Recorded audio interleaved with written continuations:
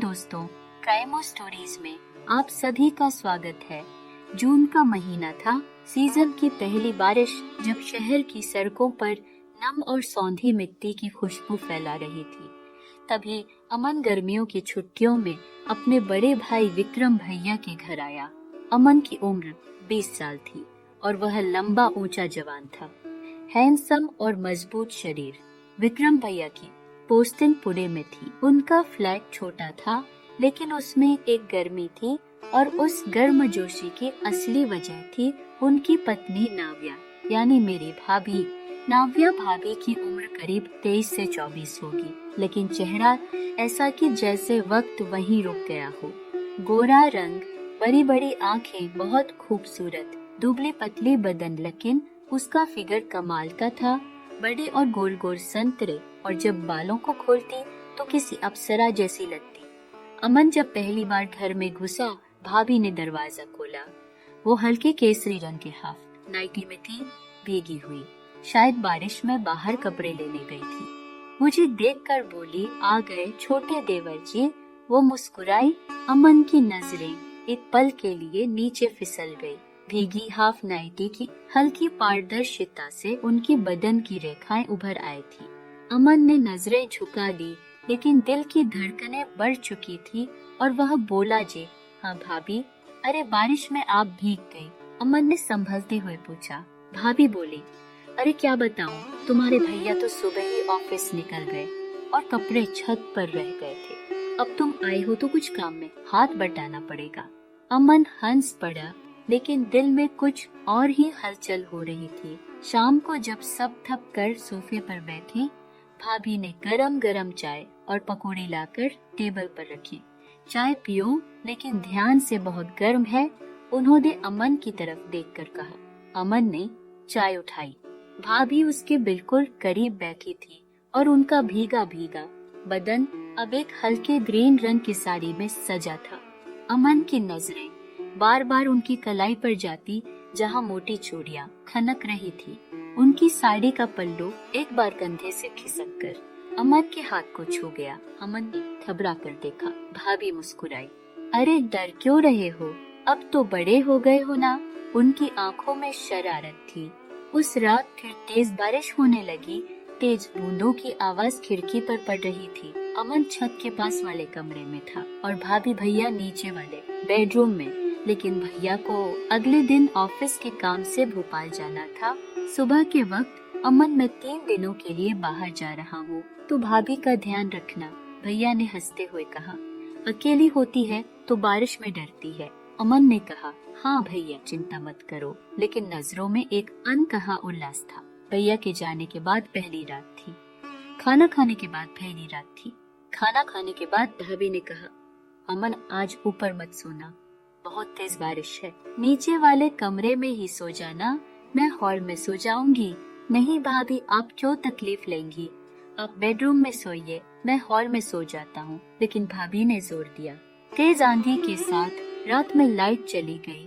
अमन hall में बिस्तर पर लेटा था, लेकिन पंखा बंद था। पसीने से सारा बदन गीला होने लगा।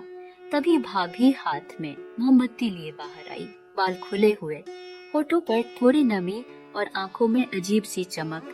बहुत गर्मी लग रही है ना? वो बगल में बैठ गई। अमन ने हाँ में सिर हिलाया। भाभी ने धीरे से पूछा, कभी किसी के करीब आने का मन नहीं किया? अमन चौंका। मतलब कि तुम भी अब बड़े हो गए हो। आंखें सब कुछ कह देती है। अमन को जैसे बिजली का झटका लगा। भाभी आप क्या कह रही हैं? भाभी ने कहा कि सच बोल रही हूँ, जो तुम महसूस करते हो छुपाने से कोई फायदा नहीं। उसने अमन के गाल पर हाथ रखा। उसकी हथेली नरम थी, लेकिन उस स्पर्श में अजीब गर्मी थी। अमन की सांसें तेज हो गई। उसी रात जब भाभी ने धीरे से उसकी उंगलियां थामी, तो अमन के भीतर जैसे तूफान आ गया।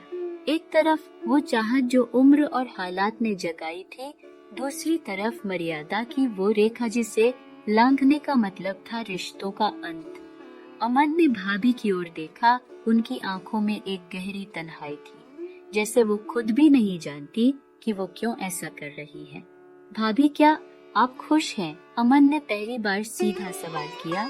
भाभी चुप रही। सिर्फ मोमबत्ती की लौ उनकी आंखों में चमक रही थी और उसके पीछे ढेर सारा अधूरापन। मोमबत्ती की लौ अब मध्यम पड़ने लगी थी और कमरे में सिर्फ बारिश की आवाज रह गई थी। अमन अब भाभी की आंखों में देख पा रहा था उस चमक के पीछे छिपा अधूरापन। वो मुस्कुराई तो सही, लेकिन उस मुस्कान के पीछे तन्हाई की परछाई साफ झलक रही थी। भाभी क्या आप खुश नहीं है? अमन ने सवाल दोहराया। नाव्या भाभी ने नजरें झुका ली। तुम्हें क्या लगता है? उन्होंने धीरे से कहा।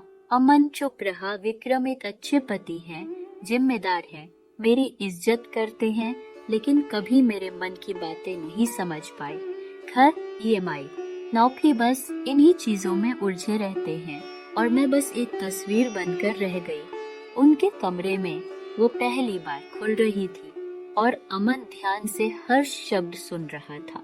कभी कभी लगता है मैं भी किसी से कुछ कह पाऊं, कुछ सुन पाऊं, कोई हो जो मेरी आंखों की भाषा पढ़ ले। तुम्हें देखकर वही एहसास हुआ। अमन को समझ नहीं आया कि वो क्या कहे।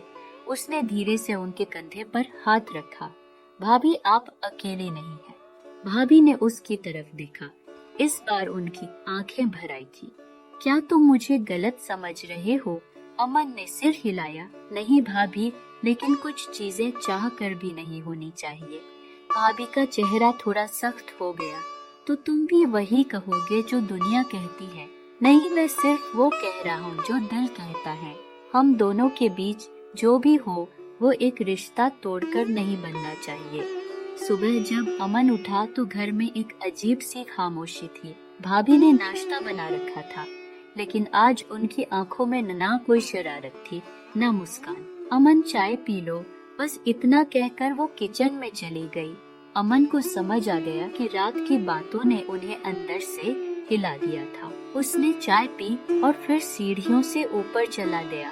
ऊपर वाले कमरे में एक पुरानी अलमारी थी जिसमें भाभी की किताबें रखी थी। अमन को एक डायरी मिली, उस पर नाव्या नाम लिखा था।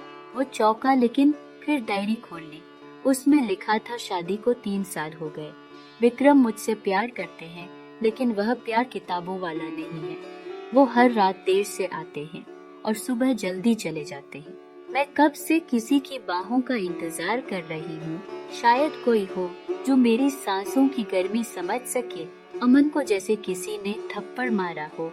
वो समझ गया कि भाभी की वह आंखें, वो बात करने की कोशिशें, सब एक गहरे अकेलेपन की पुकार थी। बाल खुले और हाथ में सूखे कपड़े। अमन भी, और हाथ में सूखे कपड़े। अमन भी पीछे से चुपचाप आया। भाभी ने पलट कर देखा। उनकी आंखें सूजी हुई थी। मुझे माफ कर दो अगर मैंने कुछ गलत कहा। भाभी ने एक लंबी सांस ली। गलत तुमने कुछ नहीं कहा अमन, गलती शायद मेरी थी जो उम्मीद कर बैठी। शायद मैं भी तुम्हारी उम्र को समझ नहीं पाई। अमन चुपचाप पास गया। भाभी, प्यार किसी उम्र का मोहताज नहीं होता, लेकिन उस प्यार को नाम देने के लिए साहस चाहिए और मर्यादा भी। भाभी की आंखों में अब आंसू थे। अगर मैं विक्रम से अलग होती, अगर मेरा जीवन खाली होता, तब शायद मैं खुद को तुम्हें सौंप देती। लेकिन अमन ने उनकी उंगलियां थामी। अब आज भी खुद को पा सकती है भाभी, किसी और के सहारे नहीं, खुद के सहारे। मैं चाहता हूँ आप फिर से पढ़ाई करें, जॉब करें, दुनिया देखें, किसी की पत्नी बनकर नहीं, एक औरत बनकर। अगले दिन भाभी बहुत शांत थी। वो पूरे दिन कमरे में रही। रात में उन्होंने अमन को बुलाया।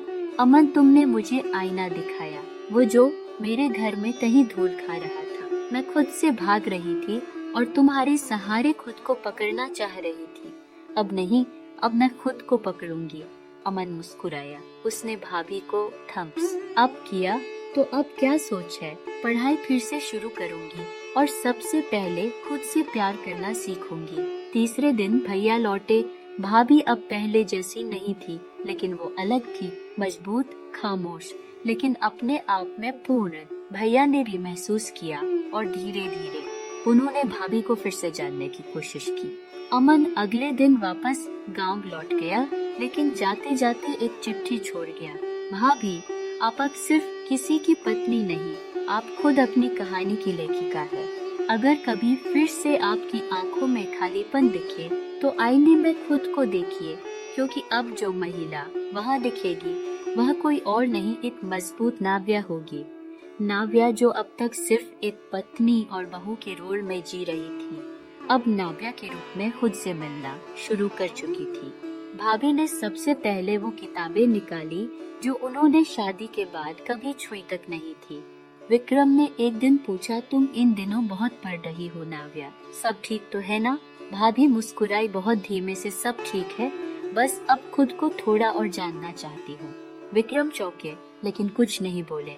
भाभी ने पास के एक स्कूल में पढ़ाने की कोशिश की, लेकिन अनुभव न होने के कारण नौकरी नहीं मिली। फिर उन्होंने घर में ही एक कोचिंग सेंटर शुरू किया, जहां बच्चों को हिंदी और सामाजिक विज्ञान पढ़ाने लगी। धीरे धीरे बच्चे बढ़ने लगे और नाव्या भाभी में आत्मविश्वास थी। मोहल्ले में बातें शुरू हुई, अब भाभी जी बाहर निकलती है। अमन के जाने के बाद से यह बदल गई है, इतना सज धज किसके लिए? नाव्या ने यह सब सुना, लेकिन अब वो डरती नहीं थी। एक दिन उन्होंने पास वाली अम्मा को कहा, मैं अब खुद से मिलने निकली हूँ, किसी गैर मर्द से नहीं। अम्मा चुप हो गई।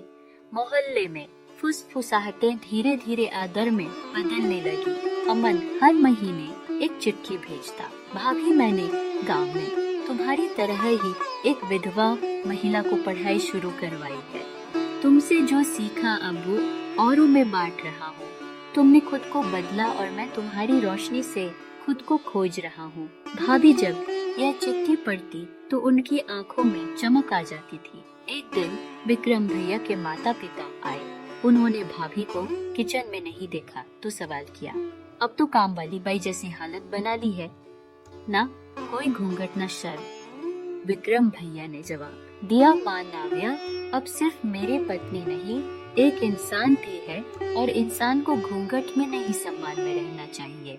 यह सुनकर नाव्या की आंखें भर आई, लेकिन इस बार खुद के लिए गर्व से भाभी अब पास की झुग्गियों में जाकर वहाँ की लड़कियों को भी पढ़ाने लगी। उनकी कहानी अब धीरे धीरे फैलने लगी थी। भाभी जी जो पहले छुप कर रहती थी, अब रोशनी बन गई है। एक लोकल न्यूज चैनल ने नाव्या भाभी पर एक फीचर बनाया, एक औरत की खामोशी से रोशनी तक की यात्रा।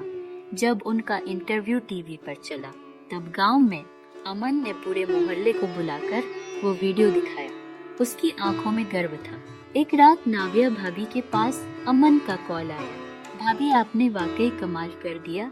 नहीं अमन, यह सब तुम्हारे उस एक सवाल से शुरू हुआ था। क्या आप खुश हैं? उस सवाल ने मुझे खुद को देखने पर मजबूर कर दिया। अब खुश हो अमन, सच में मैं भी भाभी। 3 साल बाद नाव्या भाभी को शहर की एक एनजीओ की तरफ से नारी प्रेरणा सम्मान मिला। उनका भाषण बहुत सीधा था, मैं सिर्फ एक पत्नी या बहू नहीं थी, मैं एक लड़की थी जिसे पढ़ना था, उड़ना था, खुद से प्यार करना था। अगर हम अपने दर्द को अपनी शक्ति बना लें तो हम न सिर्फ खुद को बल्कि दूसरों की जिंदगी भी बदल सकते हैं। हॉल में तालियां बज रही थीं और सबसे पीछे एक नौजवान खड़ा होकर तालियां बजा रहा था। अमन, कभी कभी रिश्तों की सीमाएं इंसान को रोक देती है, लेकिन अगर इरादे नेक हो तो वही सीमाएं रास्ता बन जाती है। प्यार, आकर्षण और चाहत अगर समझदारी से मोड़ी जाए तो वो इंसान को तोड़ती नहीं, बना देती है। और सबसे जरूरी, औरत का अस्तित्व किसी रिश्ते की मोहताज नहीं होता।